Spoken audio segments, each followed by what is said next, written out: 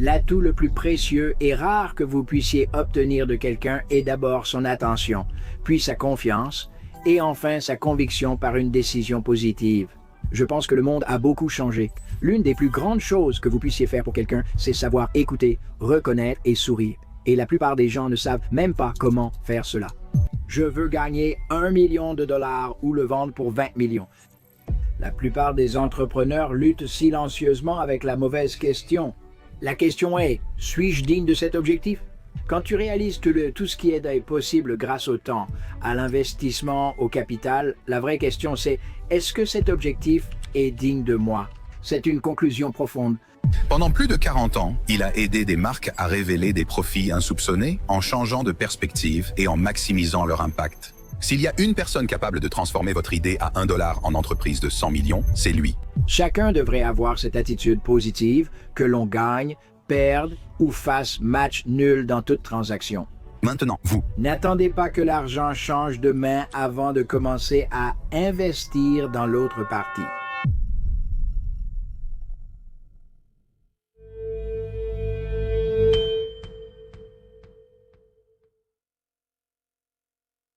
Jay, si tu devais décrire ce que tu fais dans la vie, comment décrirais-tu ton travail?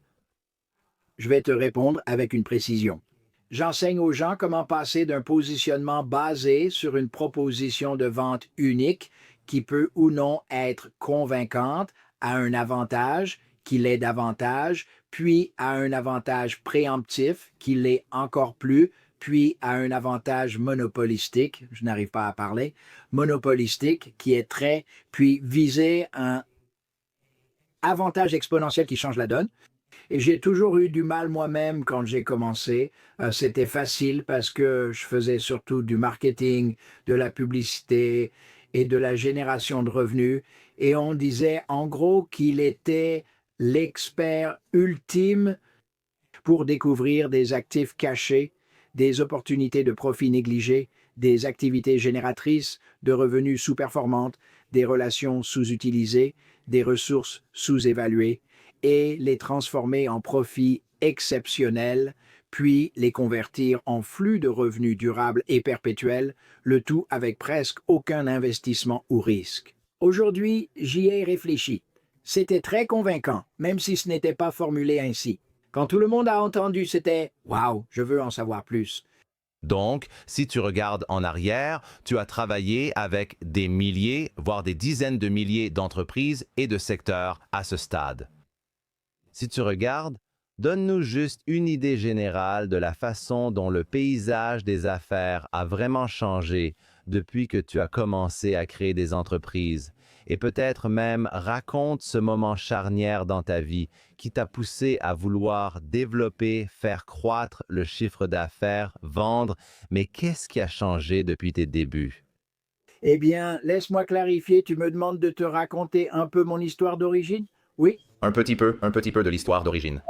L'histoire est vraiment fascinante, d'une manière d'abord triste, mais ensuite positive. Je me suis marié pour la première fois à 18 ans, j'ai eu 2 enfants à 20 ans, sans éducation. Personne ne s'en souciait vraiment et j'avais les besoins de quelqu'un d'environ 40 ans alors que je n'en avais que 20.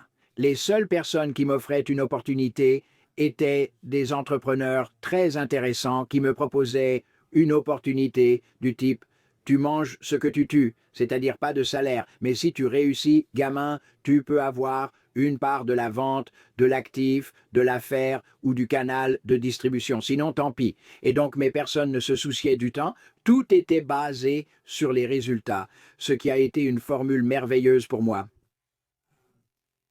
Un préjugé d'attitude que j'ai acquis, mais en gros, comme je ne me souciais pas du temps, je faisais généralement 5 ou 6 choses en même temps et par chance, 2 dynamiques différentes ont convergé. La première, c'est que j'étais attiré par des entrepreneurs qui, même s'ils étaient durs, c'était soit des personnes qui avaient trouvé des niches, des lacunes sur leur marché qu'elles comblaient, soit qui avaient réalisé que les produits ou services proposés au niveau où ils l'étaient n'étaient pas optimaux et elles les portaient vraiment à un niveau de valeur bien supérieur pour leur public.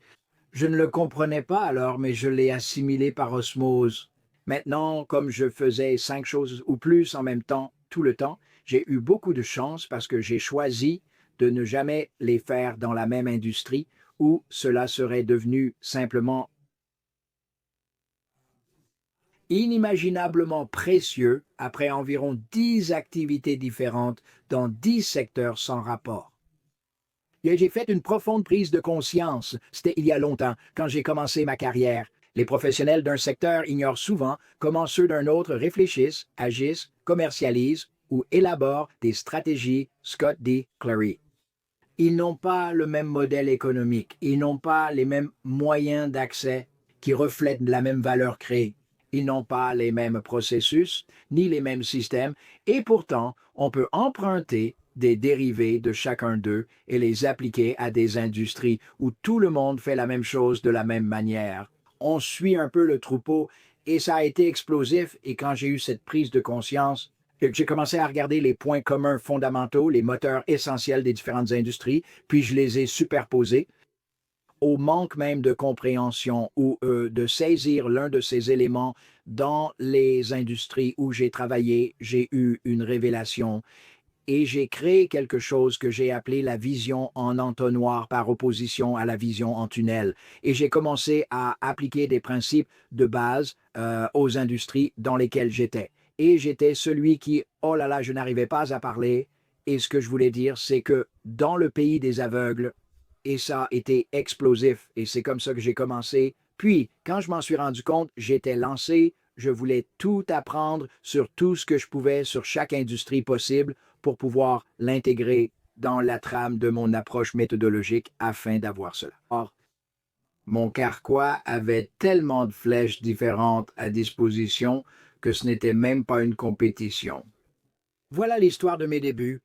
Non, c'est une bonne histoire d'origine. C'est pertinent car j'avais aussi une question double. Je voulais connaître ton histoire, mais aussi comment tu as vu les choses évoluer depuis tes débuts en travaillant avec des entreprises et tous les changements. Mais je pense aussi que la sagesse que tu avais quand tu as commencé n'est toujours pas si courante. Je crois qu'il y a beaucoup à apprendre d'autres secteurs dans lesquels nous ne travaillons pas, parce que nous sommes tellement myopes et nous avons des œillères sur nos propres problèmes et nous ne regardons pas à l'extérieur pour toutes ces idées différentes qui pourraient nous aider à grandir ou à évoluer. Je pense que les entrepreneurs ont encore ce problème aujourd'hui. Oui, et je vais te dire le point d'inflexion, mais je voudrais t'en dire un autre, et c'est juste pour que tu puisses développer comme tu veux dans cette interview. Donc, on pourrait dire que ça, à lui seul, a été profond dans mon développement professionnel, mais ce qui est devenu un second niveau de, je dirais, de profondeur turbo, c'est que j'ai eu le privilège d'aider environ 300 experts de classe mondiale au cours des dernières années. 30 ou 40 dernières années, aucun d'entre eux n'est venu me voir, Scott, pour de l'aide avec leur méthodologie. Ils maîtrisaient déjà cela. Ils sont venus chercher de l'aide pour obtenir une position plus forte et plus concrète sur le marché. La perception de la valeur. Ils sont venus me voir pour pouvoir corréler et concrétiser des choses abstraites. Ils sont venus me voir avec le défi suivant. Comment traduire ce que je fais en un impact mesurable, que ce soit en termes de revenus, de productivité, d'économie de coûts ou d'avantages concurrentiels. Mais j'ai dû apprendre une version condensée ou vraiment juste une initiation rapide à chacune de leurs méthodologies. Donc, la base de connaissances dont j'ai pu m'inspirer à travers toutes ces expériences, et maintenant c'est plus de 1000 secteurs d'activité et tous les experts, vous savez, les Stephen Covey, Monsieur Covey, les Tony, toutes ces personnes, Tony Robbins.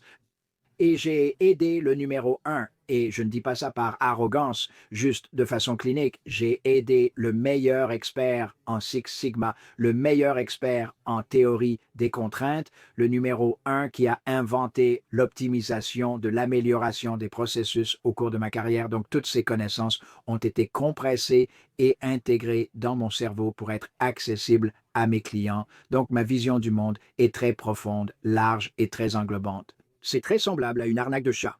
Maintenant, en ce qui concerne les changements, tout a probablement changé encore plus au cours des 2 ou 3 dernières années.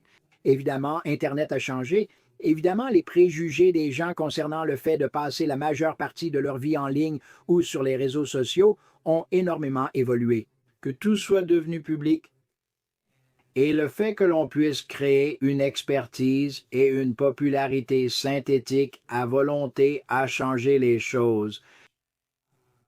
Et je pense que le consommateur a perdu sa capacité à faire la différence. Et évidemment, il y avait une concurrence mondiale. Quand j'ai commencé, c'était très intéressant.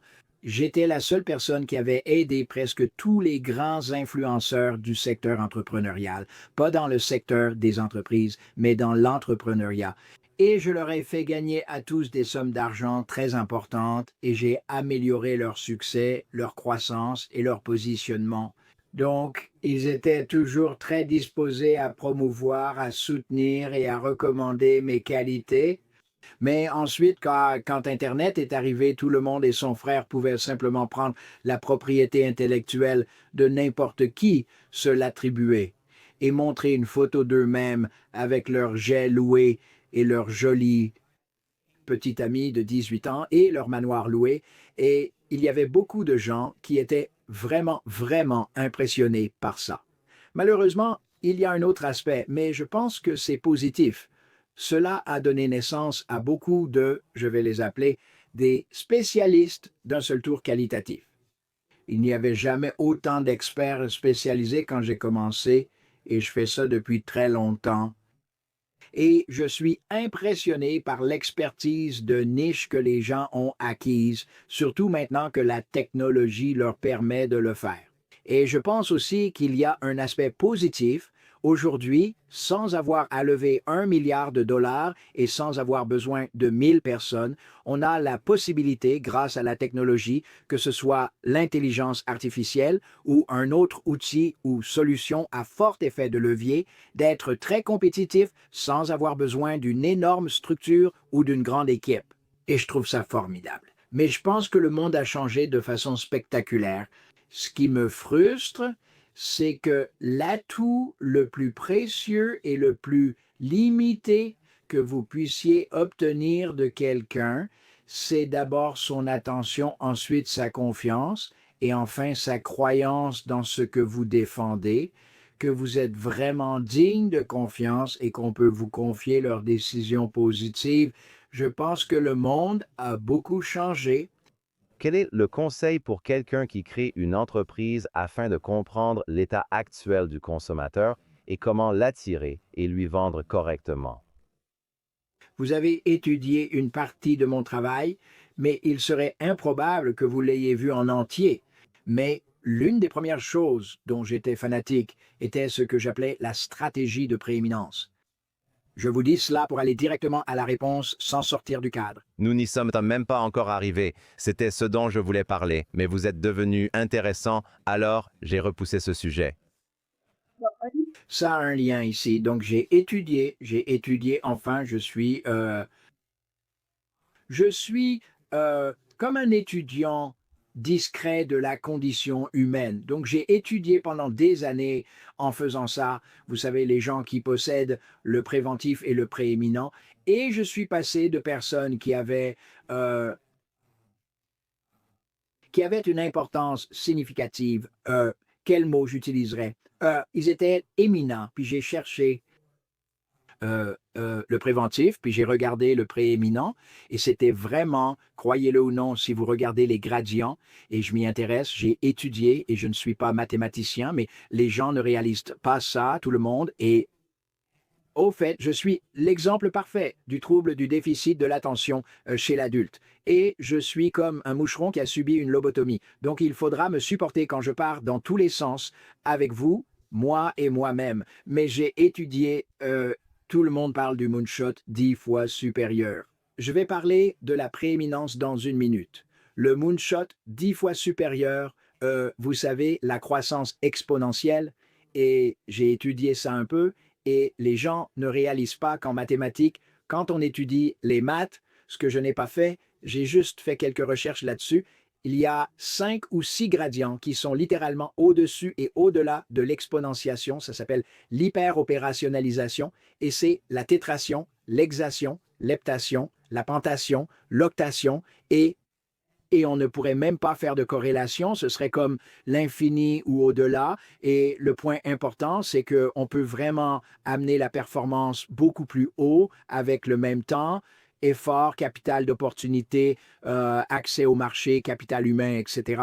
Maintenant, pour répondre à votre question sur le consommateur, j'ai créé, après avoir étudié beaucoup de personnes qui opéraient littéralement dans ce domaine, et le monde de la prééminence, ce qui les rendait fondamentalement différents. Et je vais vous envoyer une présentation que j'ai faite à ce sujet parce que rien que pour vous, vous allez adorer. Vous pouvez la partager avec qui vous voulez. Et en gros, il y avait de nombreux aspects, mais pour vous donner les grandes lignes, il faudrait environ 3 heures pour tout expliquer et c'est très profond. Mais premièrement, ils étaient perçus comme le conseiller le plus digne de confiance dans leur catégorie. La seule solution viable à laquelle on pouvait se tourner, et la raison était qu'ils ne donnaient pas simplement des informations, ils n'essayaient pas de vendre, ils cherchaient toujours à conseiller et à dire à leur marché ce qu'ils pensaient être dans le meilleur intérêt du marché, indépendamment de ce qui était dans l'intérêt de l'entreprise. Et deuxièmement, que le consommateur achète ou non ce qu'il conseillait, dans la proportion, la combinaison, la qualité, la cohérence qu'il recommandait, il disait toujours ce qu'il pensait être dans le meilleur intérêt. Je racontais souvent une histoire.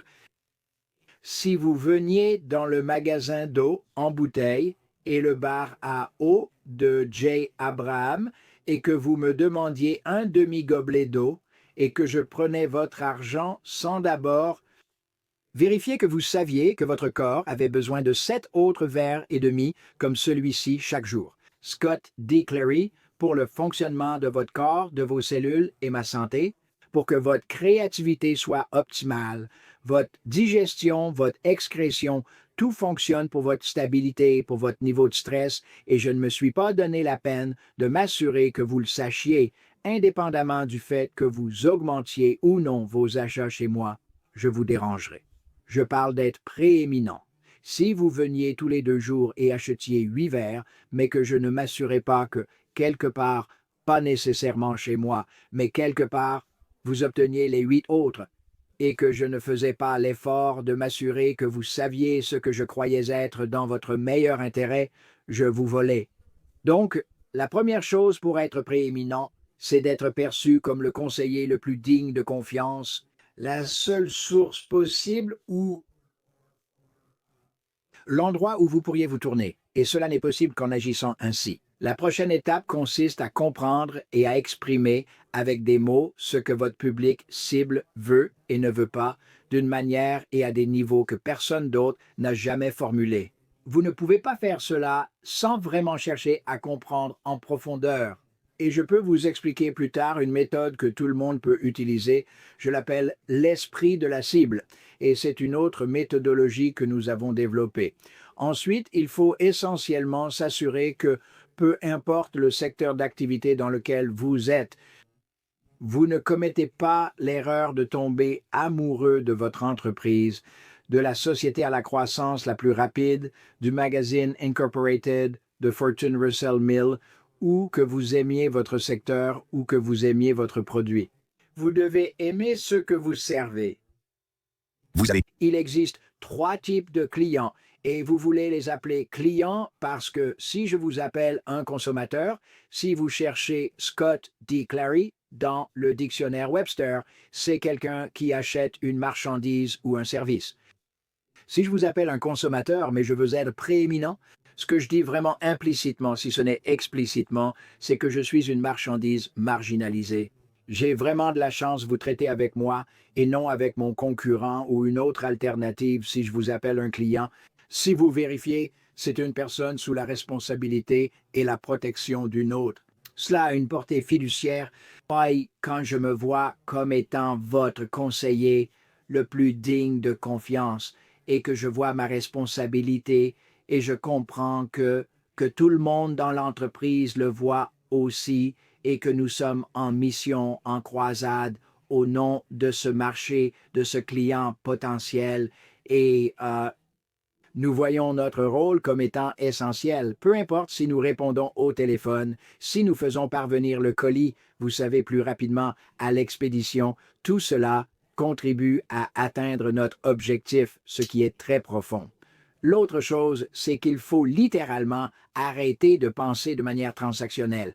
Si je pense que je vends de l'eau et que je ne réfléchis pas à ce qui se passe lorsque cette eau est acquise par vous et qu'elle commence à servir votre corps, alors je me suis marginalisé. Un bon exemple, et vous pouvez me stopper à tout moment parce que je peux partir en digression, non? Non, vas-y et donne-moi l'autre exemple.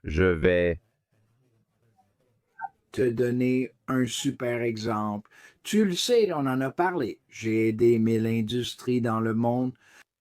Donc, j'ai beaucoup d'expérience dans ce domaine. Une fois, j'ai eu le plus grand constructeur de maisons neuves de tout le Mexique. Il possédait 87 établissements et 3000 commerciaux. Il gagnait des milliards, cotés à la bourse de New York et mexicaine, cherchant une percée. Donc, je me suis réellement envolé là-bas et j'ai passé du temps non seulement avec la direction commerciale, mais aussi avec beaucoup, beaucoup de commerciaux. Je leur ai demandé ce qu'ils faisaient. Ils ont répondu, nous vendons des maisons familiales. Je ne sais pas si le marché des premières maisons familiales là-bas est toujours le même, car je n'y suis pas retourné depuis 3 ou 4 ans. Le gouvernement avait une politique selon laquelle, si vous travaillez pour une entreprise légitime qui paie des impôts, il ferait votre apport initial et ensuite il structurerait vos paiements hypothécaires pour qu'ils correspondent à vos revenus, afin que vous puissiez vous permettre une belle maison dans un tout nouveau lotissement avec des murs de sécurité, avec toutes sortes d'installations merveilleuses, piscines, etc. C'était dans de superbes nouveaux quartiers où il y avait des enseignants dévoués. Maintenant, mettez ça dans le contexte. Donc, ces gens ont dit, nous vendons des maisons neuves, nous vendons des maisons pour primo-accédants. J'ai dit, eh bien, que se passe-t-il quand quelqu'un achète une première maison? Personne ne leur a demandé. J'ai dit, regardons ça. D'abord, un couple qui normalement n'avait que 2 options. Ils vivaient dans un quartier terrible, dans un appartement où ce n'était pas du tout propice à un bon environnement pour la femme. Ce n'était pas propice à un bon environnement pour les enfants et le mari n'aurait pas beaucoup de fierté. Ou alors il vivait avec les parents qui micromanageaient la famille et ce serait tout simplement terrible pour la relation entre le mari et la femme, la parentalité, etc. parce que les grands-parents essaieraient d'éduquer les enfants à leur place. Que ce soit le mari, la femme ou l'enfant, lorsqu'ils emménagent dans un nouveau lotissement, il y a d'abord la fierté d'être propriétaire.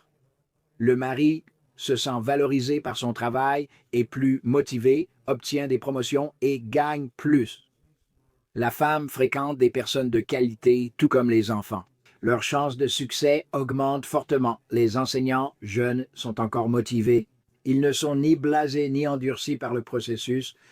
Plus important encore, ils construisent un atout qui leur apportera la sécurité pour le reste de leur vie. S'ils ne peuvent pas se le permettre, ils peuvent le louer et faire en sorte que quelqu'un d'autre le paie pour eux.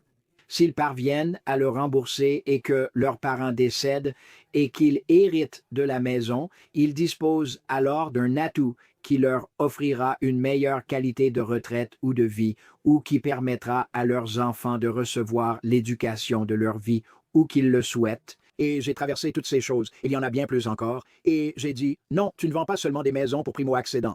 Tu transformes la vie de familles entières. Et chaque matin, on commençait notre journée en se demandant combien de vies allons-nous transformer aujourd'hui. Et c'était révolutionnaire d'utiliser l'aspect positif.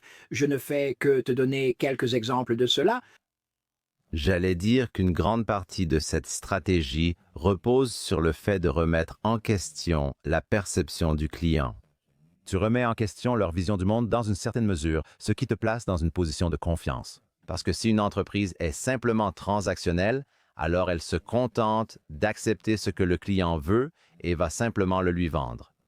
Mais cette stratégie prééminente semble remettre en question, de sorte que tu ne fais pas que comprendre ce que ton client veut, tu es aussi en essayant de leur montrer le monde différemment. Cela deviendrait alors ton entreprise. Est-ce juste? C'est une dualité. C'est essayer de voir votre entreprise sous un angle différent, mais c'est aussi essayer de faire en sorte que les gens vous voient en contraste avec tous les autres.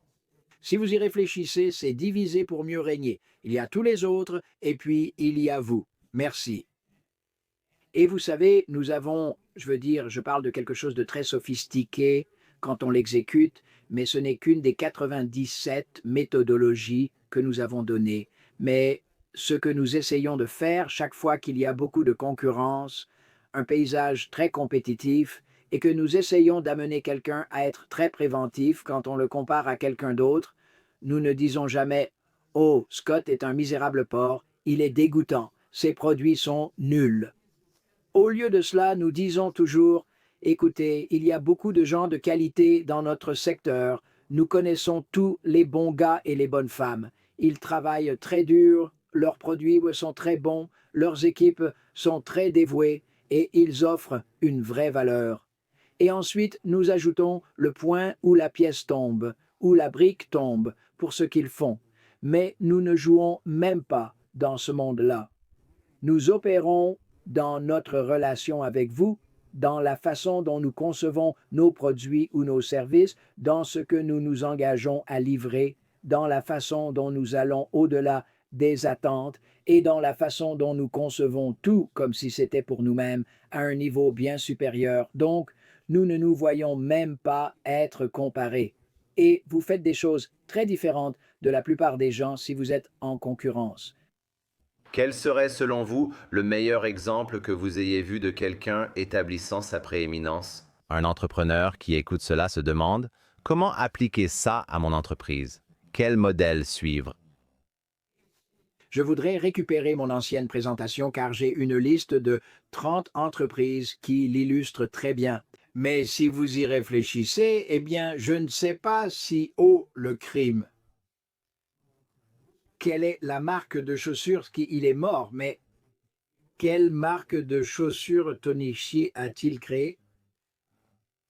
Vous savez, s'il n'avait pas ce que vous vouliez, il le trouvait pour vous et vous disait où l'obtenir. Je ne sais pas si le Ritz-Carlton fait toujours ça de cette façon parce que j'y séjourne très rarement, mais il faisait tout ce dont vous aviez besoin, bien au-delà du niveau habituel. Ce sont des gens prêts à se démarquer dans le service qu'ils vous rendent, d'une manière qu'ils savent importante et que personne d'autre ne fait. Ce n'est pas seulement être prêt à le faire, mais aussi avoir de la perception, de la perspicacité, ou peu importe le mot. Suffisamment pour vraiment voir que cela a un impact profond. J'ai une liste de tout ça, désolé, j'ai tellement de sujets à aborder et à construire. Non, je vais trouver, je cherchais, j'essaye de trouver, si...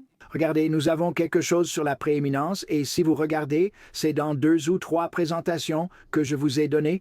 Et celle qui est dans... Si je vous ai donné une présentation sur les 7 étapes pour créer de la richesse d'entreprise sans risque, il y a environ 10 ou 12 exemples qui sont tellement évidents que vous les voyez et vous vous dites « Wow !» Et la seule raison, je m'excuse auprès de votre liste de spectateurs, c'était... C'était Zappos, en fait, c'était Zappos.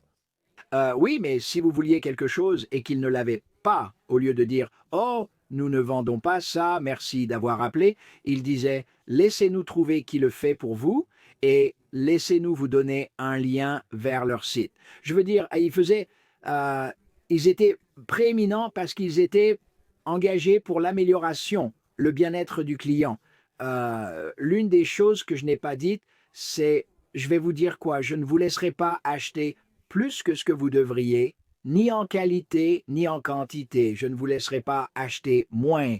Je ne vous laisserai pas acheter juste pour que je puisse faire un profit. Et quand vous changez votre état d'esprit et que toute votre équipe est dans cette mission, cette croisade, et qu'ils ne sont pas transactionnels, ils vivent selon la façon dont vous vivez, avec l'état d'esprit de savoir ce que votre produit ou service apporte dans la vie ou l'entreprise de quelqu'un. Et vous pouvez rendre cela très sophistiqué, mais vous pouvez aussi l'appliquer à un vendeur de glace à Central Park qui s'est donné du mal pour avoir les glaces et cornets les plus délicieux. Et il sait ou elle sait que pendant 20 minutes dans la vie très stressante d'un adulte, ils offrent un environnement sûr et qui rappelle une époque qui était joyeuse, sans stress. Facile. Et ils donnent à cette personne la chance de vivre une belle expérience et de sourire. L'une des plus grandes choses que vous puissiez faire pour quelqu'un, c'est savoir écouter, reconnaître et sourire. Et la plupart des gens ne savent même pas comment faire cela. C'est vraiment basique, mais je pense qu'on se laisse tellement absorber par la poursuite des indicateurs, là, des chiffres et des indicateurs clés de performance qu'on oublie au final qui on sert vraiment. Donc, j'ai étudié cela. Je veux dire, j'ai étudié trop de choses pour mon propre bien, mais l'une des choses que j'observe, c'est qu'il y a les indicateurs clés de performance et il y a les objectifs de performance individuels. Les indicateurs clés de performance sont les 5 ou 6 facteurs que tout le monde regarde. Les objectifs de performance individuelle sont tous les facteurs nucléaires interconnectés, les points d'impact, les leviers qui existent et se connectent à une activité. Et si vous les comprenez, chacun d'eux peut être amélioré, augmenté, multiplié, et la plupart des gens n'y prêtent même pas attention. Et cela ne commence pas au début, cela commence avant le premier kilomètre, cela continue après le dernier kilomètre, et c'est l'entreprise moyenne. Si vous regardez simplement le système de revenus, il y a quelque chose comme entre 11 et 50 et un facteur d'impact interdépendant que personne ne mesure vraiment, ne reconnaît ou n'essaie d'améliorer. Et nous parlions plutôt du fait que je comprends une dualité, et je ne dis pas ça pour paraître cool, c'est juste que j'ai été exposé à tellement de penseurs plus larges que si je ne retenais pas un peu de leur savoir profond, je serais stupide. Mais la plupart des gens ne pensent même pas à toutes ces choses. Mais il existe toutes sortes de façons de multiplier la performance d'un système de revenus, d'une équipe ou de commerciaux que personne n'enseigne.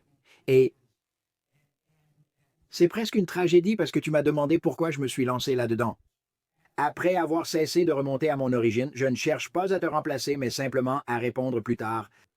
Après un certain temps, j'ai entendu parler d'entrepreneurs et de présidents-directeurs généraux se consacrant entièrement au travail et qui acceptaient une infime partie de l'impact, du résultat, de la contribution, tu sais, du succès que l'effort, l'opportunité, les ressources, le capital, l'équipe qu'ils déployaient pouvaient produire parce qu'ils vivaient dans ce que j'appellerais un monde très, très linéaire, attaché à la tradition, un monde d'incrémentation. Et j'ai commencé à essayer de créer ce que j'appelle aujourd'hui un entrepreneur exponentiel, qui comprend fondamentalement que l'on peut travailler sur la structure de son entreprise et qu'il existe un éventail presque inimaginable de leviers que l'on peut améliorer de façon sûre, rapide et facile. Et quand ils fonctionnent ensemble, c'est très explosif. Désolé, je me suis un peu égaré. Non, bien sûr, aucun problème, parce que je sais que tu as parlé de croissance géométrique par rapport à la croissance linéaire, et je sais que c'est l'un des éléments clés de ton travail où tu as constaté que les entrepreneurs exploitaient, en fait, moins de 10% de leur opportunité totale dans leur entreprise. Selon toi, où sont les principaux angles morts des entrepreneurs dans leur entreprise? Eh bien, je vais te dire ce que j'ai découvert. Alors, tout le monde t'apprend à y aller, on en a parlé. Tout le monde veut un coup de maître exponentiel, un pari lunaire multiplié par 10. Mais ce qu'ils ne te disent pas vraiment, c'est que pour y arriver, voici ce que tu dois faire. En général, cela nécessite une technologie avancée. Si ce n'est pas quelque chose dont tu es vraiment conscient, tu vas devoir trouver tous les experts qui comprennent les différentes parties de cela. Tu vas devoir leur verser un acompte vraiment, vraiment important. Tu vas ensuite devoir consacrer beaucoup de temps et d'argent à des équipes de soutien pour le faire. Tu vas devoir choisir l'application et avoir énormément de chance si tu fais le bon choix. Tu devras aussi poursuivre ton activité habituelle. Ça va être comme construire ta propre maison sur mesure, Scott D. Clary. Ça va prendre plus de temps, coûter plus cher que tu ne peux l'imaginer et ça ne fonctionnera probablement pas comme tu le souhaites. Tu devras le financer de l'une des 3 façons, sur la trésorerie, ce qui limitera ton activité en empruntant, ce qui contraindra ta trésorerie, ou en te diluant, ce qui réduira l'indépendance de ton entreprise, car tu veux éviter la dilution tant que ton actif n'a pas explosé pour obtenir un bon multiple. Si à la place, tu réalises qu'au sein de toute entreprise, il existe de multiples leviers que tu peux augmenter, impacter et multiplier, généralement sans investissement ou risque supplémentaire, et chacun d'eux t'apporte une amélioration de la performance, ce qui se traduit par de nouveaux flux de trésorerie et revenus qui pourraient être utilisés plus tard pour financer cette croissance du chiffre d'affaires. Beaucoup cherchent à multiplier leur chiffre d'affaires alors qu'il est plus simple et sûr d'augmenter le résultat net par 10. Et je ne sais pas si j'ai répondu à la question ou pas parce que j'étais lancé, mais je me demande si tu veux la reposer si je ne l'ai pas vraiment abordée correctement. Eh bien, je veux dire, tu es, donc ce que je cherchais, oui. Donc, tu mets en avant pourquoi? C'est Difficile. Vas-y. Vas-y. Donc, la première chose, et encore une fois, je reviens à mes débuts, ce n'est pas profondément nouveau, mais j'ai d'abord compris qu'on pouvait travailler sur la géométrie d'une entreprise. Et si vous faisiez cela, les résultats étaient décuplés, multipliés par 10 ou 20. Donc, la première chose, c'est que j'ai créé quelque chose que j'ai appelé les 3 façons de développer une entreprise. Beaucoup pensent qu'il existe de nombreuses méthodes, mais il n'y en a en fait que 3 principales et 3 avancées. Les 3 principales sont: vous augmentez le nombre d'acheteurs, vous augmentez de façon éthique, ça doit toujours être éthique, la taille de la transaction et donc le profit que chaque transaction génère, et troisièmement, vous augmentez la fréquence ou l'utilité. La fréquence signifie que si vous avez un produit ou un service à achat très récurrent, vous vous assurez que les gens l'achètent pendant la période de rétention la plus longue possible. Si vous en avez plusieurs, vous vous assurez, toujours de façon éthique, de faire en sorte qu'ils achètent autant de produits que possible, aussi souvent que cela est raisonnable. Si vous n'avez qu'un seul produit ou service, vous examinez quel type de valeur utilitaire accrue, de façon éthique, vous pouvez obtenir grâce à ce que j'appelle des investissements irrécupérables. Les investissements irrécupérables sont des prospects qui n'ont pas acheté votre produit. Les investissements irrécupérables désignent des personnes ayant acheté un produit et susceptibles de l'acheter fréquemment ou d'en acheter plusieurs. Les investissements irrécupérables sont des personnes qui ont tout acheté.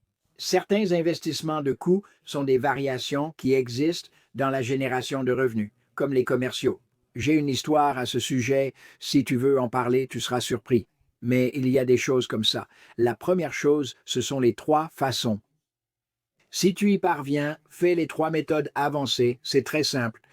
Voilà, les trois façons avancées sont: tu pénètres un nouveau marché ou une nouvelle niche chaque année, ensuite tu acquiers un produit ou un service chaque année. Et pourquoi tu veux faire ça? Eh bien, si tu as un produit ou un service très cher, Scott D. Clary, et que tu en acquiers un plus modeste, c'est plus facile de commencer une relation que de dépenser 10 000 si je peux dépenser, tu sais, 25 $ ou 100 $. Ou tu acquiers un produit que tu peux regrouper avec ton produit ou service habituel, ce qui ne va peut-être pas doubler ta vente moyenne, mais pourrait tripler le bénéfice que cette vente produit. Ou si tu acquiers un produit ou un service coûteux, tu le mets à la fin et ça pourrait doubler ou même redoubler ta valeur à vie du client. Et pourquoi tu veux ça? Parce que dans un monde compétitif, tu veux avoir l'avantage concurrentiel éthique maximal. Si tu n'as pas d'avantage de brevet, si tu n'as pas d'avantage d'exclusivité, si tu as 2 ou 3 fois plus de profit qu'un client ou acheteur typique, tu as beaucoup plus de ce qu'on appelle le coût d'investissement admissible pour investir, pas dépenser, afin d'obtenir la première vente. Tu pourrais peut-être investir 2 fois plus que moi. Tu peux investir dans des bonus, tu peux investir dans plus de commissions, tu peux investir dans le développement de plus de distribution. Donc, c'est la première chose. La deuxième chose que tu fais, et c'est très simple aussi, ça s'appelle un parthénon de puissance pour la croissance géométrique. Si j'avais tous tes spectateurs dans une salle en ce moment et que je demandais aux gens de se lever lorsqu'ils entendaient un certain type d'approche de vente ou de génération de revenus qu'ils utilisaient presque exclusivement, tu aurais des gens de partout, certains dans la vente, d'autres feraient des webinaires, du commerce de détail ou des salons professionnels, certains utiliseraient les réseaux sociaux. Tu leur demanderais la part que cela représente dans leur activité, généralement entre 80 et 100%. Mais si tu demandes d'où viennent ces 80 à 100%, c'est souvent une seule source, alors que tu as identifié 10 autres méthodes qu'ils pourraient ajouter. Revenons aux 3 façons. Je te donnerai tout ça pour le mettre librement sur ton site.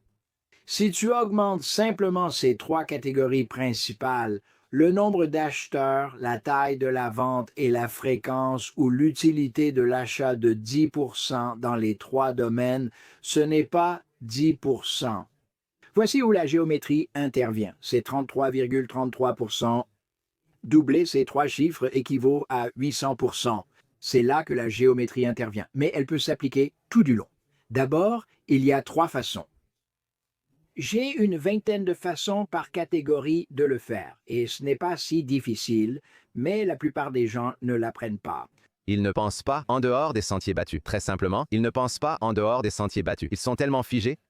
Oui, c'est ça. Donc ensuite, vous faites ce que j'appelle la puissance du Parthénon, et je l'appelle ainsi parce que je commence avec ce qu'on appelle un plongeoir. Cela semble simpliste. Imaginez un plongeoir. La planche représente le revenu. La poudre de soutien est votre principale source de revenus. En cas d'imprévu comme le COVID, vous ne pouvez pas solliciter les gens. Je pense que c'est important si Apple change son algorithme ou si Meta change ses algorithmes. Une plateforme se sature, une autre émerge. Si quoi que ce soit arrive, tu es fichu. Mais si tu as 8 autres piliers qui ajoutent chacun 10 à 15% de revenus en plus que ta source principale, ce n'est pas 8 ou 10, c'est 10 fois 10 fois 10 fois 10 et ça devient exponentiel. Ensuite, je vais encore plus loin. Beaucoup de petits entrepreneurs et même certains plus grands obtiennent entre 20 et 100% de leur activité grâce aux bouche à oreille ou aux recommandations. Et quand je faisais des séminaires, je n'en fais plus maintenant. Quand j'en faisais, je demandais qui gagnait au moins 20 à 100% de ses revenus grâce aux recommandations. On faisait le tour de la salle en demandant le pourcentage et les chiffres. C'était exceptionnel. 30%, 200 000, 50%, 5 millions, 100%, 20 millions. Ensuite, je disais, restez debout seulement si vous avez en place en ce moment au moins une stratégie de génération de recommandations formalisée, systématisée et suivie en continu que vous et votre équipe appliquez toujours. 95% s'assoient. Je dirais, d'accord, si vous en avez 2, 95% des 5% restants s'assoient. 3, ils s'assoient tous. Nous en avons 125 parce que j'ai pu observer tellement d'industries qui pensent vraiment différemment. Mais je peux passer en revue, mais vous le modifiez. Ensuite, après avoir fait le Power Parthénon, tout cela consiste à travailler sur la géométrie de manière sûre et facile. La plupart nécessitent peu d'investissement, très peu de risques, et le retour sur investissement peut être inimaginable. Ensuite, vous faites ce qu'on appelle que j'appelle les 9 moteurs de la croissance exponentielle. De petits changements qui ont de grands résultats. Changez votre stratégie, vous changez vos résultats. Beaucoup de petites entreprises, petites et moyennes entreprises, leur stratégie est d'être tactique. Changez votre marketing, il y a plein de façons de faire, vous changez vos résultats. Changez votre modèle économique ou vos canaux de distribution, vos résultats évolueront. Modifiez l'utilisation du capital ou ses équivalents, les effets seront similaires. Je pourrais mettre longtemps à l'expliquer, vous changez vos résultats. Changez la façon dont vous utilisez les relations, vous changez vos résultats. Presque personne ne le remarque. Qu'en fait, vous pouvez littéralement doubler, redoubler et encore redoubler une entreprise, pas du jour au lendemain, mais presque en mettant en place des alliances stratégiques, des partenariats, des co-entreprises, des accords de recommandation, un statut de fournisseur recommandé, du co-branding et des réseaux de recommandation par le réseautage. Si vous regardez les données, c'est très fascinant. 2000 des plus grandes entreprises aux États-Unis obtiennent actuellement 20% de leur chiffre d'affaires, mais le vrai point important ici, c'est 40% de leurs bénéfices provient de partenariats. Microsoft reçoit 32 milliards de dollars, leur plus grande division grâce aux partenariats.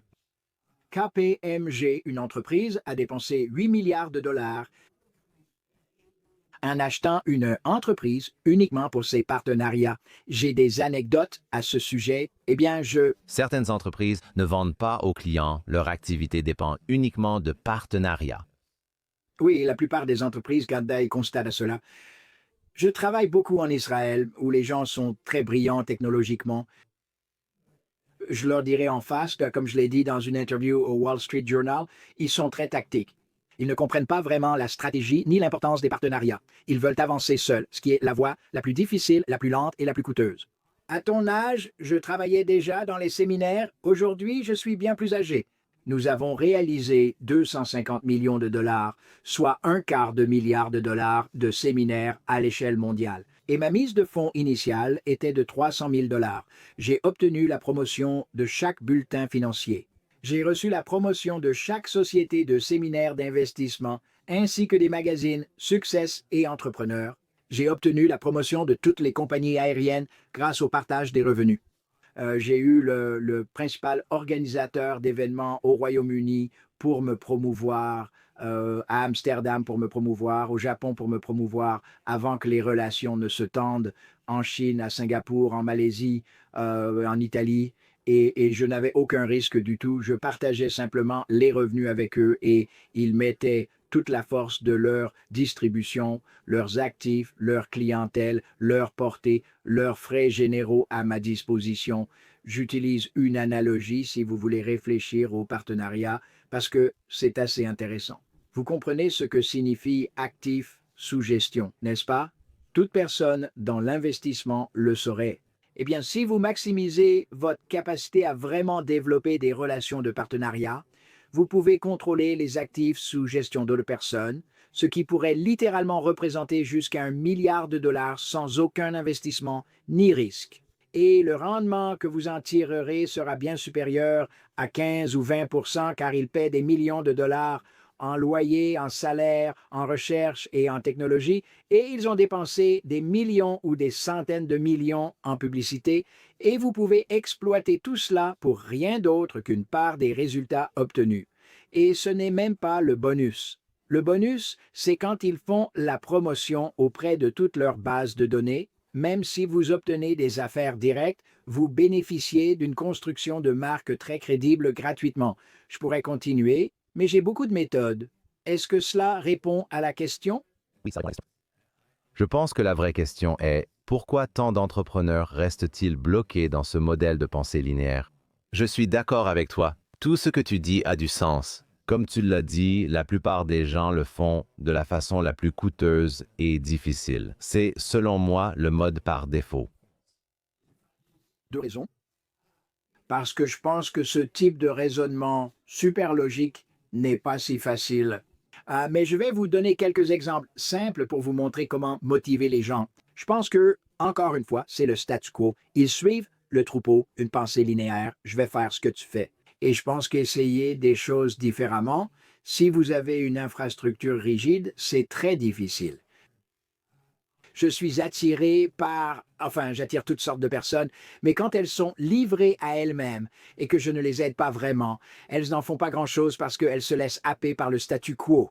Mais j'allais te donner un super exemple, alors laisse-moi te donner quelque chose de simple. J'ai aidé beaucoup d'entreprises, les plus performantes, dans de nombreux secteurs. L'une d'elles est le concessionnaire Honda Acura numéro 1 aux États-Unis et peut-être même du monde.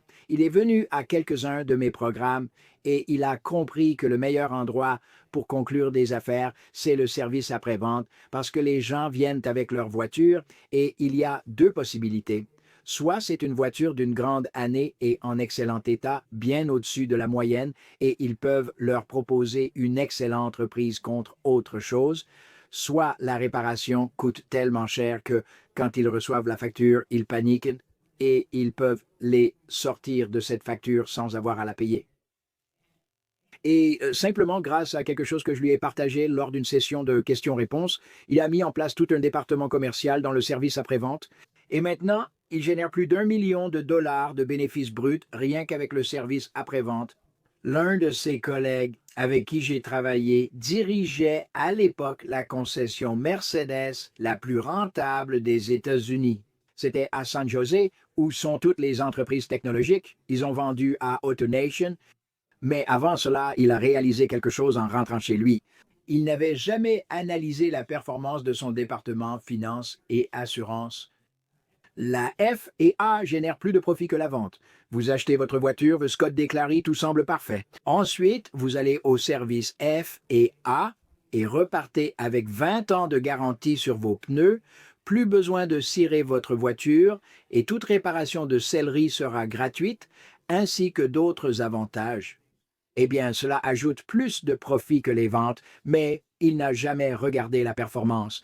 Il s'est avéré qu'il avait 2 personnes dans la finance, une en journée, l'autre soir et week-end. La personne de jour réalisait en moyenne 1800 $ de contribution à la marge brute et celle du soir ajoutait 2500 $. Mais la personne du soir n'avait accès qu'à 35% des transactions. En modifiant seulement leur emploi du temps, ils ont gagné 200 000 $ de plus par an. Je veux dire, c'est très par mois. C'est passionnant. Et je vais vous raconter ma meilleure histoire, je l'adore. J'ai de nombreuses histoires vraies tirées de ma longue expérience il y a des années où je me rendais en Chine. Je n'y vais plus parce que les relations ne le justifient pas. Mais il y avait un jeune homme qui est venu à l'un de mes programmes et c'était la séance de questions-réponses après notre intervention et il a posé une question très profonde. Il a demandé « Que faire si vous êtes trop petit et que la banque refuse un prêt pour vous développer ?» J'ai dit « Eh bien, dites-moi plus. » Et il a répondu « Je suis un petit fabricant local de motos. Aujourd'hui, seule la Chine, avec des villes de 100 millions d'habitants, permet d'être un fabricant local de motos. » Il a dit « Si j'avais l'argent, j'irais partout en Asie. J'installerai une usine. J'ouvrirai des bureaux dans chaque pays et recruterai des distributeurs. Je vendrai des motos partout. » Et puis j'ai dit « D'accord, alors quel est le problème ?» Il pensait que je faisais le malin et que j'étais méchant. Il a dit « Ils ne me donneront pas d'argent pour grandir. » J'ai répondu « Tu n'en as pas besoin. » Et c'était très profond. J'ai dit « Ton problème sera toujours la solution au plus gros problème de quelqu'un d'autre ou à une opportunité sous-évaluée. » Ils ne le savent peut-être tout simplement pas. Tu dois les trouver et leur montrer. J'ai dit explore toute l'Asie pour trouver un partenaire complémentaire avec une grande usine inutilisée, des bureaux, commerciaux, distributeurs, mais qui ne l'exploite pas et conclut un accord. Je lui ai donné plus de contexte. 15 ou 18 mois plus tard, ce gars revient au micro lors d'un autre programme, souriant comme le chat du Cheshire. J'ai demandé ce qu'il avait fait. Il a répondu avoir suivi mes instructions et parcouru toute l'Asie. En arrivant à Kuala Lumpur, Malaisie, j'ai découvert le principal fabricant de tondeuses à gazon d'Asie. Il possédait une immense usine, sous-utilisait l'équipe du soir et avait des bureaux dans 10 pays. Il comptait une centaine de commerciaux et des milliers de distributeurs. Nous avons conclu un accord. Je devais seulement apporter les moules et colorants qui servent à fabriquer les pièces et assemblage du produit. Je devais former les gens de l'usine. Ils possédaient l'usine et fournissaient tout. Je devais apprendre aux commerciaux de tous les pays comment recruter des concessionnaires et enseigner aux concessionnaires comment présenter et vendre des motos. Il a dit, lors de la première année complète, nous avons chacun gagné 20 millions de bénéfices nets. Je veux dire, il y a tellement de choses, mais il faut apprendre à penser différemment de tous les autres contre qui vous êtes en concurrence. Quels conseils donneriez-vous à quelqu'un pour conclure certains de ces accords ou pour trouver les meilleurs leviers afin de faire évoluer son entreprise? Je me rends compte que ce n'est qu'un petit domaine annexe de mon travail, mais je serais heureux d'y répondre. Vous commencez par vous demander, d'accord, qui d'autre vend quelque chose? D'accord, qu'est-ce que les gens achètent avant, pendant, après et à la place? Pourquoi à la place? Parce que si vous avez dépensé de l'argent, disons que vous aviez la société de compléments alimentaires pour la perte de poids de Scott, d'accord, et que vous avez dépensé de l'argent en publicité ou en salon professionnel pour obtenir beaucoup de prospects, mais que seulement une fraction d'entre eux a acheté, chacun de ces prospects va quand même continuer à chercher un moyen de perdre du poids ou de devenir plus sain et en forme. Si vous faisiez un partenariat, et vous pouvez le faire de 2 façons, Une vanne à deux voies, vous vous associez avec d'autres personnes qui ont des méthodes alternatives, que ce soit du matériel, que ce soit de l'entraînement virtuel en ligne, que ce soit de la nourriture pour le contrôle des portions, alors vous optimisez simplement l'investissement déjà engagé ou vous apportez ces solutions à votre public. Parce que la plupart des gens, dans cet exemple hypothétique, qui prendraient un complément alimentaire, le feraient pendant 3 ou 4 mois. Ils ne modifient ni leur alimentation ni leur exercice, restent gros, cherchent un nouveau médicament et vont ailleurs et ailleurs. Donc, vous pouvez optimiser cela en ciblant ceux qui vendent déjà ce que les gens achètent avant, pendant ou après. Au lieu de cela, la prochaine étape est de savoir qui vend déjà, influence déjà ou a déjà la confiance du même décideur. Donc, si vous posez simplement ces questions, qu'achète-t-il d'autre, quoi d'autre, vers qui d'autre se tourne-t-il, cette réponse vous donnera plus de possibilités d'affaires. Il faut ensuite être plus éclairé car vous pouvez choisir l'externe, l'interne ou les deux. Externe signifie proposer le produit ou service de votre entreprise à diverses collaborations ayant accès à ce public. Interne signifie que vous apportez toutes sortes d'autres produits ou services à votre public parce que vous avez déjà investi dans cette relation. Vous effectuez une vérification préalable. Vous vous assurez que cela répond qualitativement, vous savez, aux critères éthiques et qualitatifs que vous souhaitez, et vous l'introduisez.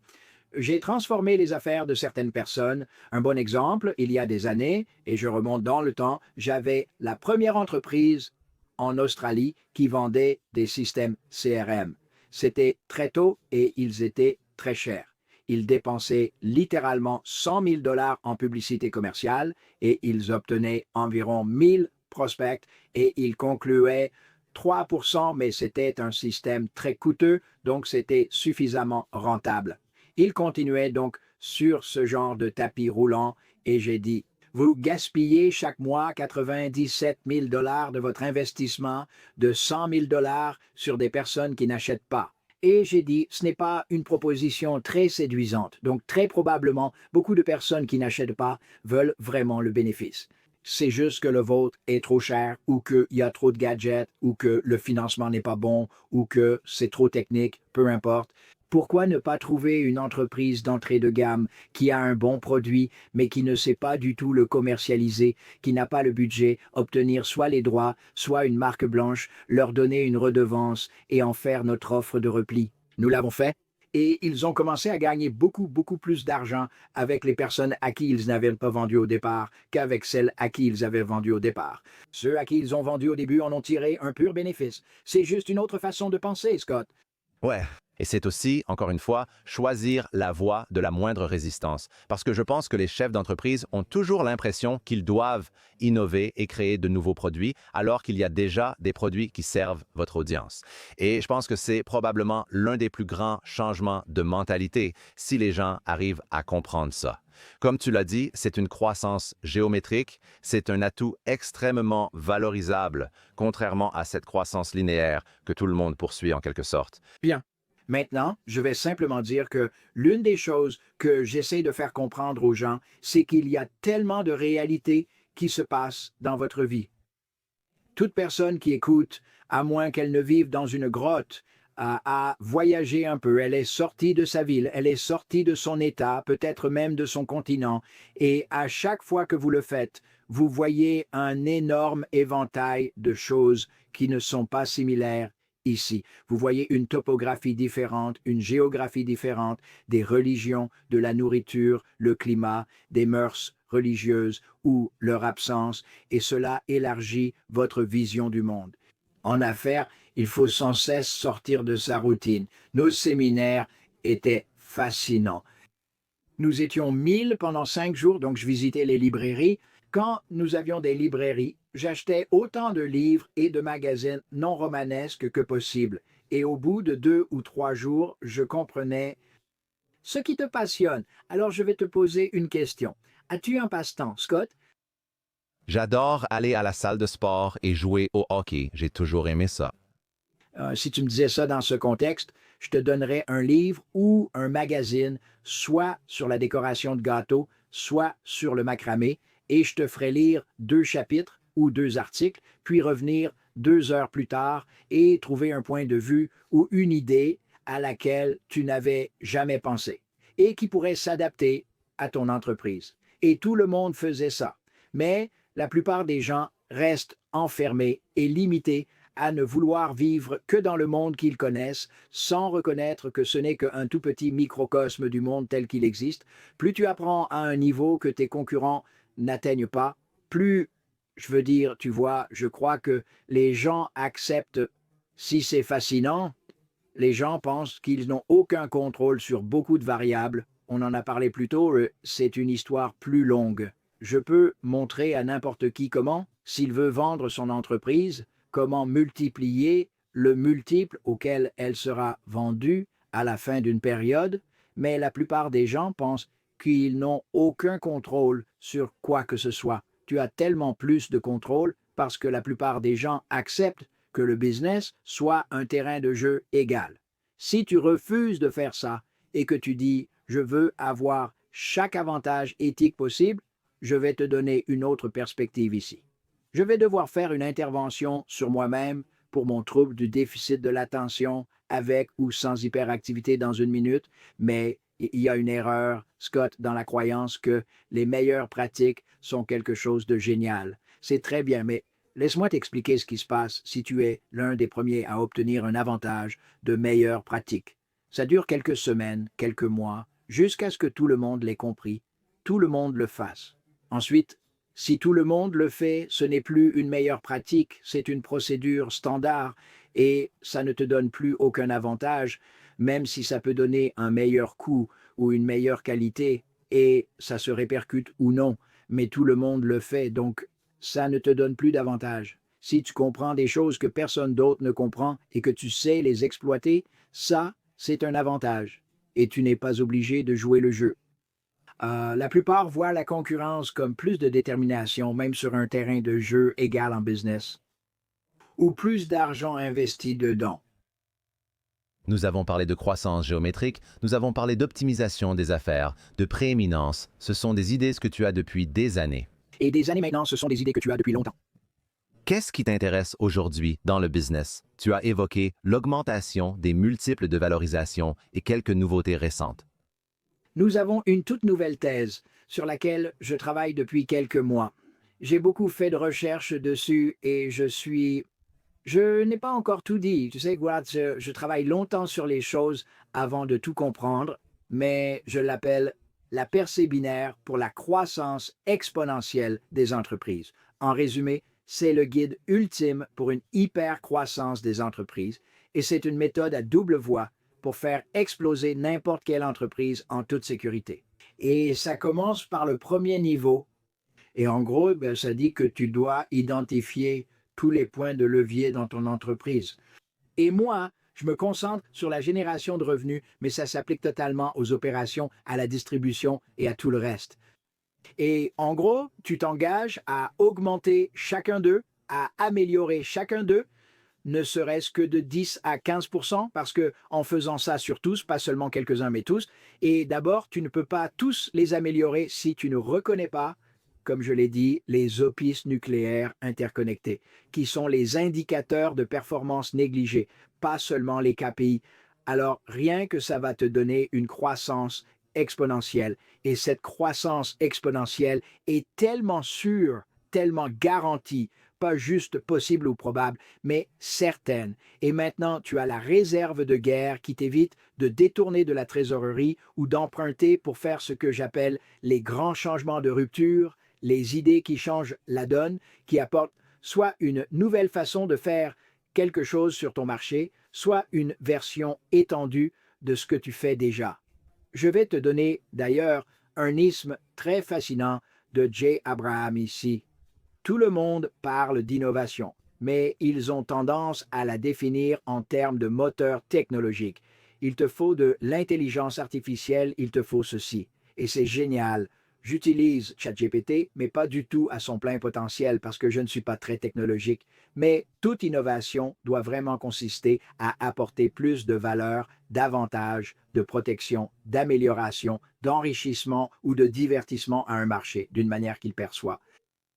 Ils voient la différence décisive entre ce que tu leur proposes et ce que proposent les autres et ils veulent en profiter. Je veux dire, nous avons juste un exemple. J'ai un avocat spécialisé en immigration en Floride dont nous avons doublé le chiffre d'affaires, passant de 10 à 20 millions en un an, simplement en étant plus innovants sur la sensibilité au point de friction de leur public. La plupart de leur public, la moitié n'a même pas de voiture. La moitié d'entre eux ont de grandes familles. Ils ne peuvent pas venir pendant la journée parce qu'ils travaillent comme des fous pour gagner leur vie. Que vous aimiez, vous. Vous savez, les immigrés sont bien pas les cartes vertes. C'est une niche. Et si vous voulez leur apporter un avantage innovant, nous avons commencé à les récupérer et à les ramener chez eux après les heures de travail. Et ouais, nous avons commencé à organiser des cours pour leurs enfants. C'est vrai, nous avons commencé à enseigner l'anglais à leurs enfants. Nous avons rendu les week-ends et les dimanches disponibles. Nous les avons nourris. Nous avons fait des choses peu technologiques, mais doublé notre valeur et chiffre d'affaires. Donc, je veux dire, il y a toutes sortes de façons d'appliquer cela, quel que soit le niveau de sophistication. Ça fonctionne toujours. Selon vous, pourquoi les dirigeants ne perçoivent-ils pas ces opportunités de croissance dans leur entreprise? En partie, c'est ce que nous avons évoqué au début. Je cherche vraiment le bon mot, je voudrais dire une pénurie, mais ce n'est peut-être pas le bon mot. Il y a une telle surabondance d'experts spécialisés dans un seul domaine qui crient presque que leur unique astuce va transformer une entreprise, que je pense que les gens y croient. J'ai tendance à être plus holistique et à vouloir travailler sur l'ensemble du système, un peu comme si vous disiez que vous voulez garder votre corps en bonne santé. Il y a des spécialistes et c'est ce qu'ils sont. Mais si vous voulez vraiment commencer, vous commencez par consulter votre médecin généraliste, en fait. Il ou elle étudie chaque système qui interagit. Votre système respiratoire, votre système neurologique, votre système gastrique, tous les systèmes. Et je ne pense pas que la plupart des gens, je veux dire, les grandes entreprises le font, mais les entrepreneurs, qui sont vraiment ceux sur lesquels je me concentre, généralement entre 5 ou 10 millions en bas, et jusqu'à 100, 150 millions en haut. Je ne travaille pas avec les grandes entreprises parce que je ne suis pas à l'aise en salle de conseil ou avec un type de marché très structuré. Mais quand les entrepreneurs, qui sont les décideurs, sont concernés, la première chose que nous essayons de faire, c'est de dire, regardez, toutes ces choses s'influencent les unes les autres.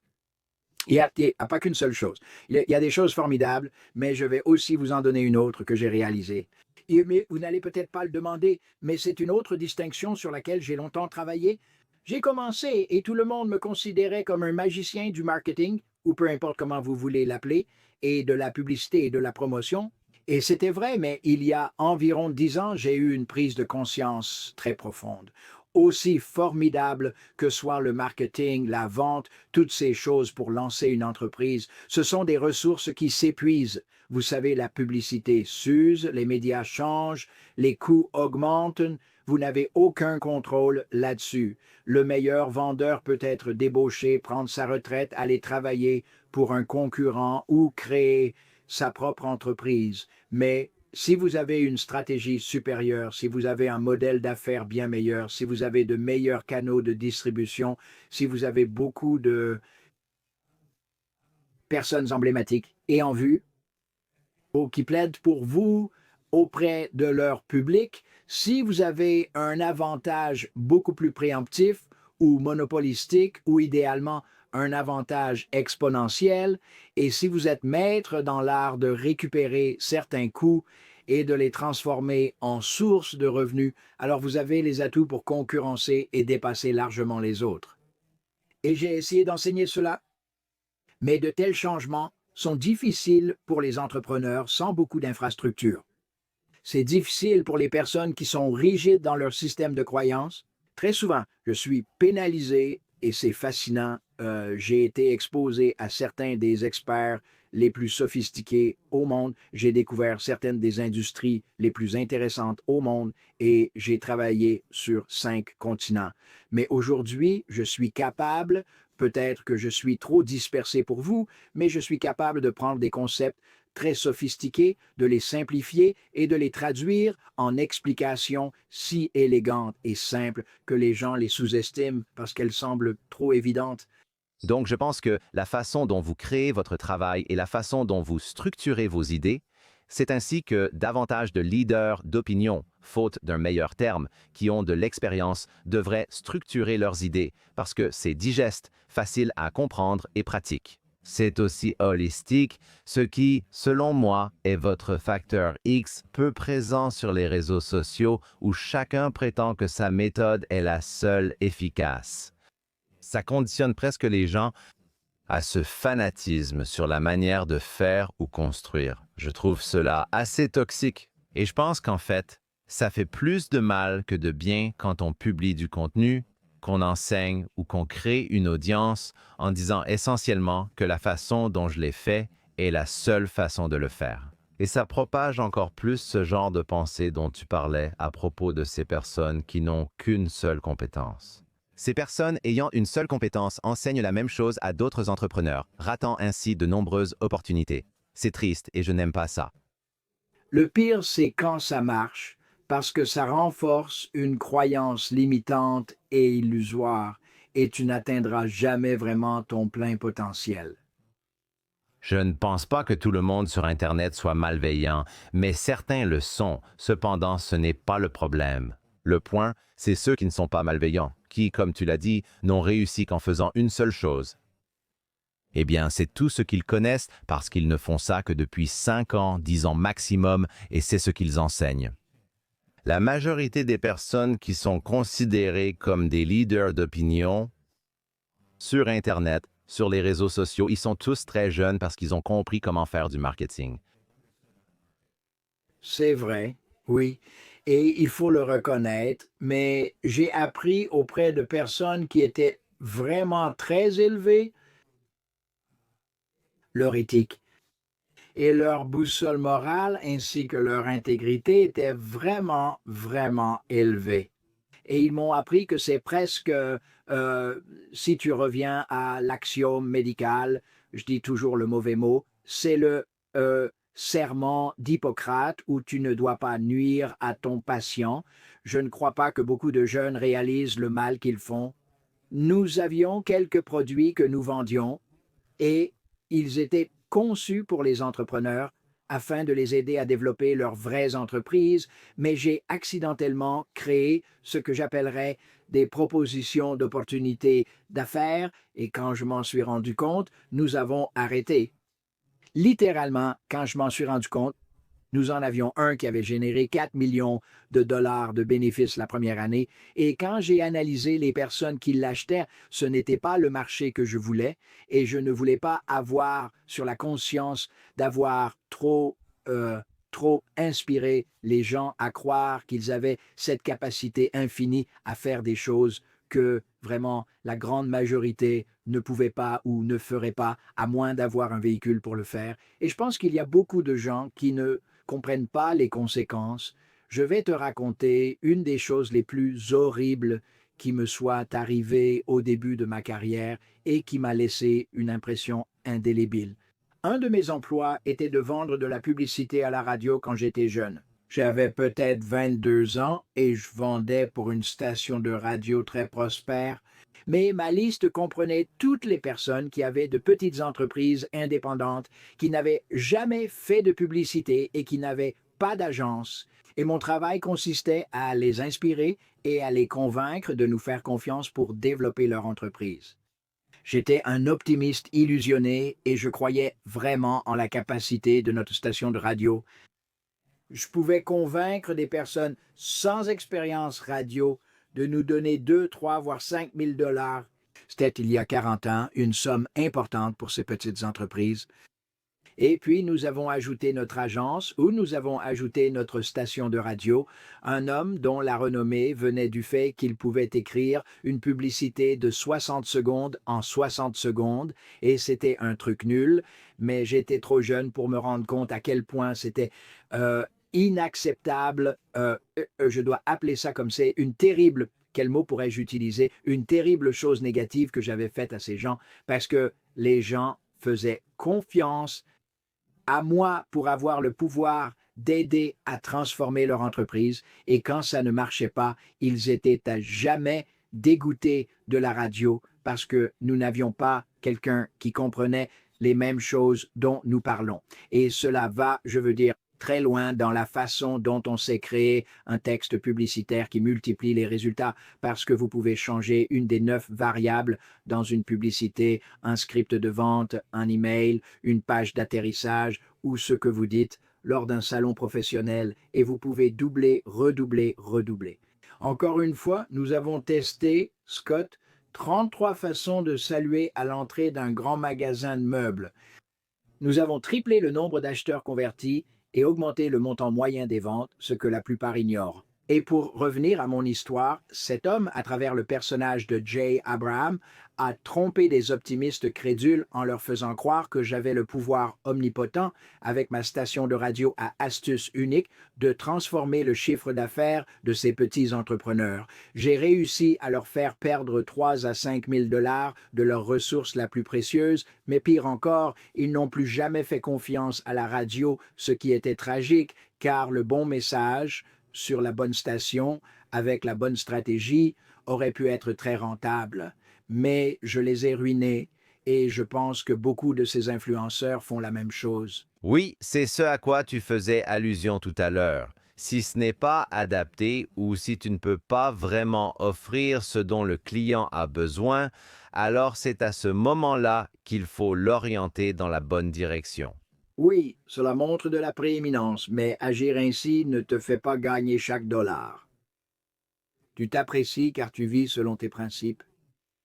Une intégrité totale, et ce qui se passe, c'est que même si tu perds le maximum ou même la vente entière, quand tu retournes voir quelqu'un que tu connais, ils sont formidables, même quand j'ai des clients, si quelqu'un les contacte et qu'il est évident qu'il n'achètera pas maintenant, mais que la raison n'est pas qu'il pense que le produit ou service de mon client n'est pas vraiment superbe. C'est juste qu'ils n'arrivent pas à s'aligner, soit parce que c'est trop cher ou autre chose. J'instruis tous les commerciaux de mes clients de d'abord les remercier profondément ou abondamment, peu importe le mot, puis de dire, écoutez, nous espérons que le choix que vous ferez sera le bon, mais n'hésitez jamais à recommander toute personne de votre entourage qui pourrait bénéficier de ce que nous proposons au niveau du prix et de la sophistication.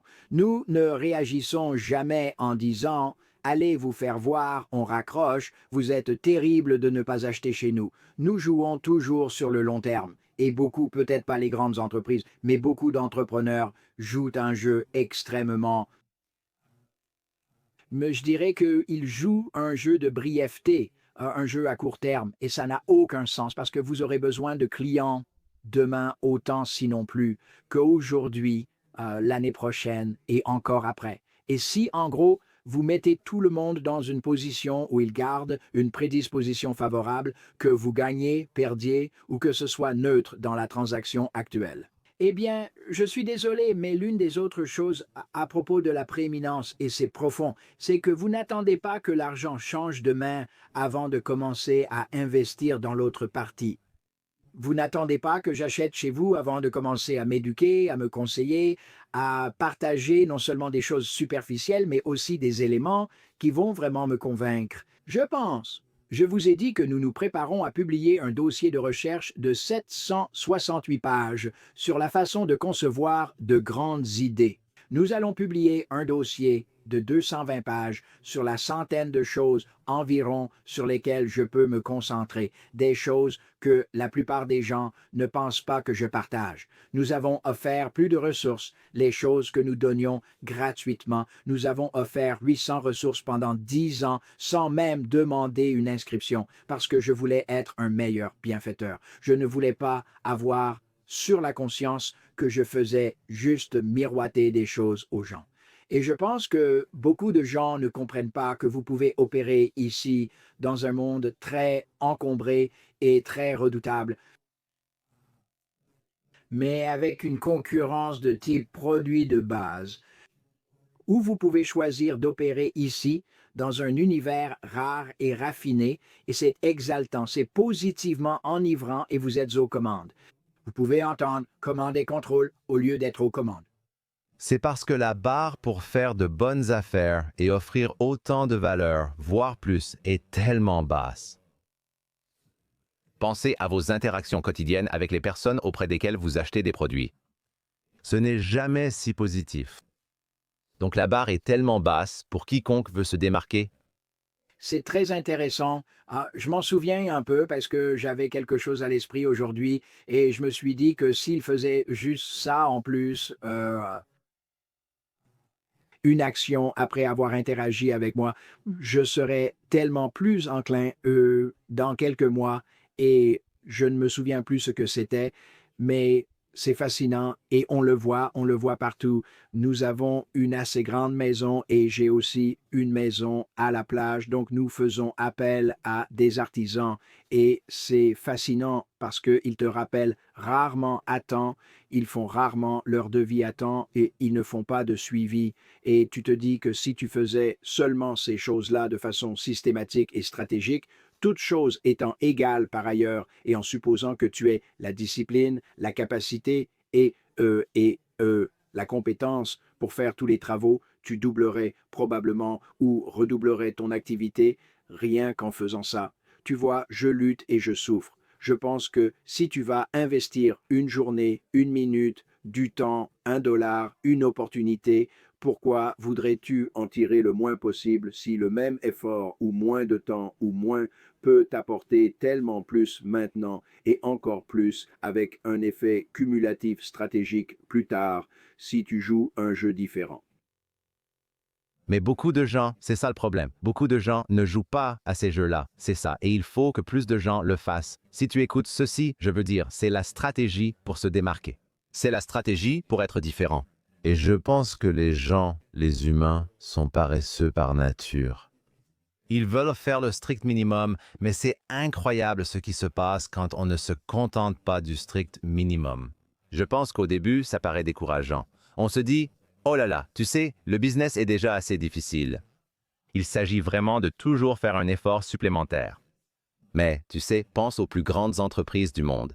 Pense à la véritable valeur d'entreprise créée, pas seulement à une activité de loisir, une véritable valeur d'entreprise créée. Celles qui durent font toujours un effort de plus, ce qui les distingue.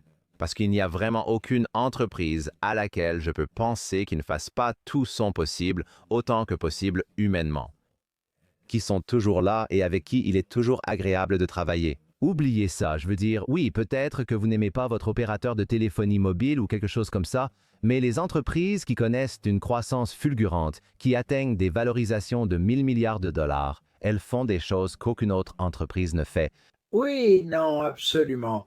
Et quand vous jouez à ce jeu, une fois que vous avez fait la transition, et à ce niveau-là, je veux dire, c'est tellement, je ne sais pas pour vous.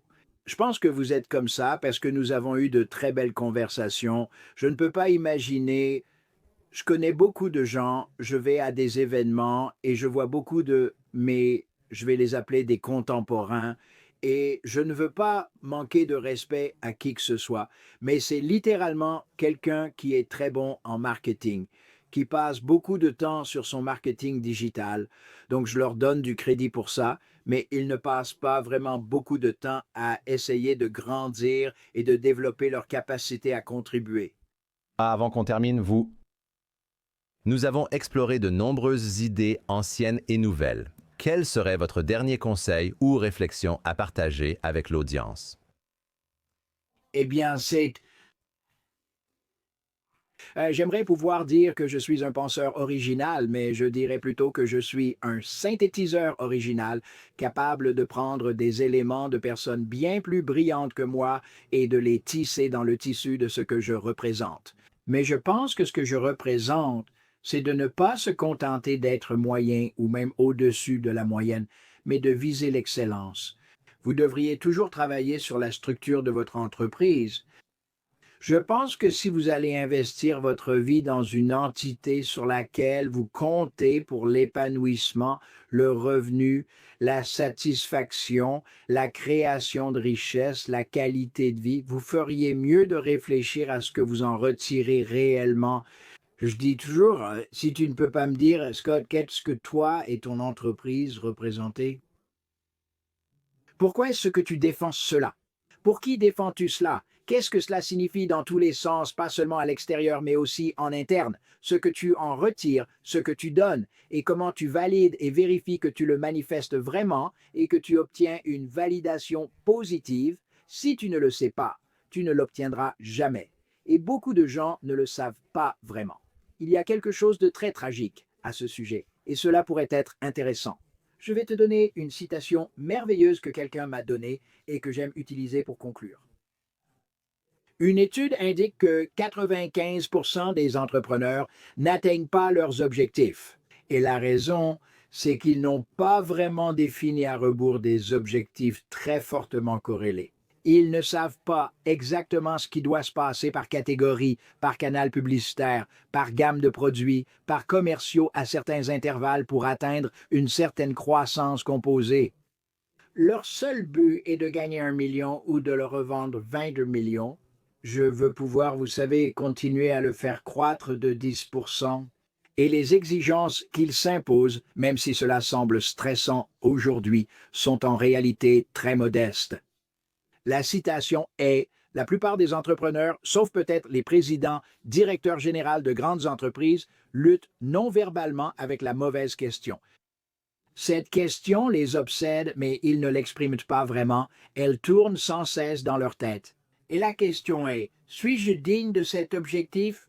Ai-je vraiment la capacité de faire tourner cette entreprise pendant les 20 prochaines années? Ai-je vraiment la capacité de rivaliser avec les plus grands ou les plus sophistiqués technologiquement? Ai-je vraiment la capacité de faire prospérer cette entreprise jusqu'à pouvoir en sortir avec un énorme gain? Quand vous réalisez tout ce qu'il est possible d'obtenir grâce au temps, à l'effort, à l'accès, à l'investissement au capital humain, au capital intellectuel, au capital relationnel. La vraie question n'est pas: suis-je digne de cet objectif, mais cet objectif est-il digne de moi? C'est, selon moi, une conclusion profonde. Incroyable. Je veux que les gens découvrent ton travail. Je souhaite que les gens consomment simplement. Je mettrai tes decks en lien dans les notes de l'émission s'il y en a. D'autres que tu peux leur donner, je suis très généreux, tu peux leur donner. Je vais demander où aller d'autres. Eh bien, je veux dire, si nous sommes dans le... J'ai un site web et il existe depuis trop longtemps et on est en train de le refaire, mais vous pouvez y aller, il y a des choses dessus. Mais s'ils veulent aller chez vous, je vous donnerai des choses que vous pourrez mettre sur votre site. Ils peuvent aller sur mon site s'ils sont assez grands. Je suis toujours intéressé à comprendre et à explorer avec eux. Ils peuvent aller sur mon site, jayatabraham.com, mais il y a des choses sur notre site et vraiment tout le monde est son frère à copier mon travail. Vous pourriez probablement taper mon nom et trouver une centaine de personnes qui utilisent illégalement mon travail. YouTube propose beaucoup de contenu, j'en ai quelques-uns. Vraiment cool. Je veux dire, j'ai fait beaucoup de choses comme ça et d'habitude c'est éclectique parce qu'on me pose des questions intéressantes et je pars un peu en freestyle, mais oui. Et je suis, et vous savez, vous savez, on a beaucoup de choses qui, je pense, sont facilement accessibles. Je n'ai pas vérifié parce que j'allais dire ça et je ne l'ai pas fait. Quand je donnais 800 ressources, certaines étaient des programmes que nous avions vendus pour 5 000 $ et tout ce que je demandais, c'était: je m'en fiche si vous ne me donnez pas votre email ou que vous ne vous inscrivez pas. Tout ce que je demande, c'est de le partager avec au moins 10 personnes. Ce que je pensais être une demande très simple et personne ne l'a fait. Ils étaient égoïstes, donc je les ai retirés parce qu'ils n'avaient pas compris ce que je faisais, si ça a du sens, et j'ai arrêté de faire ça. On en a encore quelques bons là-haut et on a un fichier secret, je crois, qui est caché et il y a 50, ou on l'appelait 50 nuances de J, et il est encore quelque part en ligne. Je vais trouver où est le lien et te le donner parce que il y a des trucs vraiment cool du passé et puis je te donnerai des choses que tu pourras mettre sur ton site. J'ai des livres, je veux dire, aucune de mes conférences principales n'est jamais la même 2 fois, donc elles sont très intéressantes. C'est ça l'appel à l'action, l'accord entre gentlemen. Si tu télécharges ces trucs, partage-les avec au moins 10 personnes, c'est tout. Tu vois, oui, c'est tout, ça me rendra heureux. Je veux dire, je suis un héritage de mon époque, j'aime les affaires lucratives et j'adore conseiller, être le penseur avisé de quelqu'un, tu sais, son partenaire, son stratège et aussi celui qui multiplie ses profits, mais je suis aussi très bienveillant et beaucoup de gens sont égoïstes. L'un des problèmes, c'est que les gens sont trop occupés et trop centrés sur eux-mêmes pour vraiment vouloir. Ne pas assez aider les autres me rend vraiment triste. Oui, je pense qu'il y en a des bons. J'espère qu'il y en a des bons qui écoutent ce podcast et qui prennent. Ces informations et les transmettre. Tu as toléré mon style extrêmement éclectique, alors merci. J'aime ton style. Il est vraiment bien. C'est le meilleur. Je préfère ça aux trucs scénarisés. Ici, on a la vraie information. Quand tu abordes des sujets qui tiennent vraiment à cœur, c'est ce que je voulais. Donc, je suis très content. Merci. Et faire ça, merci beaucoup. Non, c'est vraiment un plaisir pour moi. Je mettrai tous les liens ci-dessous pour ceux qui écoutent. Si vous aimez Jay, allez voir son site web, ce sera aussi dans les notes de l'émission. Dernière question que j'aime poser car elle est différente. Tu as eu une carrière incroyable, travaillé avec des personnes exceptionnelles. Si tu ne pouvais transmettre qu'une leçon à tes enfants, laquelle choisirais-tu? C'est vraiment une excellente question. J'ai toujours voulu que mes enfants, et j'en ai beaucoup, j'en ai 7, j'ai toujours voulu qu'ils soient. Je me fichais qu'ils m'aiment ou me détestent. Je voulais qu'ils soient de grands êtres humains, qu'ils apportent de la valeur à la société, qu'ils aient un grand respect pour tout le monde et qu'ils réalisent qu'il n'y a personne. Il y a quelques exceptions, quelques très mauvaises personnes dans le monde, mais la grande majorité, peu importe leur niveau socio-économique ou leur manque de sophistication, tout le monde, à quelques exceptions près, mérite d'être traité avec dignité, pertinence, importance. Et il y a un autre mot, c'est le respect. J'ai toujours essayé de transmettre cela à mes enfants et ils sont devenus des enfants de qualité. Certains sont très réussis, d'autres sont simplement heureux de faire ce qu'ils font, mais ce sont de bonnes personnes. Et je veux toujours savoir que lorsque je quitterai cette terre, j'ai laissé le monde dans un meilleur état parce que j'y ai vécu. Parce que si ce n'est pas le cas, alors j'ai juste consommé de l'oxygène et ce n'est pas ce que je voulais pour ma vie et ce n'est pas ce que je veux pour les enfants que j'ai mis au monde et pour tous les enfants à venir.